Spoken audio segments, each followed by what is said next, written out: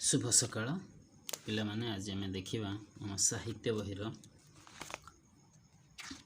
प्रथम पद्य विभागर वर्षा विषयटी जहाँ रचना करिसेंती अति बड़ी जगन्नाथ दास जे कि भक्त कवि रूपे मध्य परिचित। पंचदश शताब्दी में कविंकर जन्म हुए पुरी जिलार कपिलेश्वरपुर रे।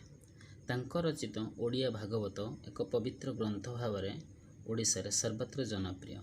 वर्षा कविताटी ओडिया भागवतर 10म स्कंद 21 अध्याय आनीत, अर्थात भागवतटी होची तार 12 स्कंद जाके अच्छी है कि 10म स्कंद दुईटी बही, गोटे हूँ गोपलीला और द्वारिका लीला है कि 10म स्कंद आसी 21 अध्याय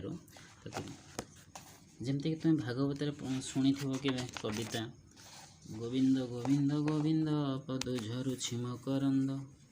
यही जो कविताटी जो गीतटी बोली प्राय गाँ गहली में भागवत बोला जाए, भागवत टुंगी मानकर बोला जाए। तेणु वर्षा विषयटी से बही आसी, अर्थात ये देख अक्षर गुड़िक समस्त 9टी अक्षर थी। एमंते ग्रीष्म काल गला, एमंते ग्रीष्म काल गला है कि बरसा ऋतु प्रकाशिला। तुम जमी भालुकणी भाषा जमी गोटे गीत बोल सी भी से 9 अक्षर 9टी अक्षर से सकल ऋतुंकर सार शस्य संपद मंचपुर। मेघे मिले शून्य पथे बिजुली शबद संगते, महिमंडल दुख चाही जल छाड़िला तो सोई, घोर शबदे मेघमाल गर्जिण बरसंती जल। ये स्वर कर गाईपर तुम अन्य स्वर भी कर।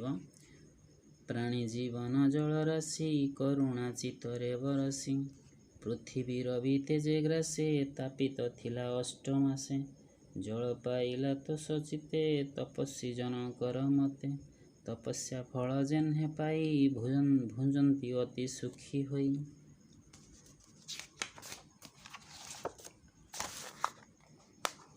खद्यत कीट निशा मुखे जगत आवरिले सुखे, मंडुके मेघनाद शुणी गर्जंती आवरिण पाणी, अळप नदी पुरीले लहरी मते उछुड़िले। मयूरे गिरी शिखे थाई नृत्य करती मेघे चाही, अतिथि देखी भक्त जने जेसने तो सहंती मने।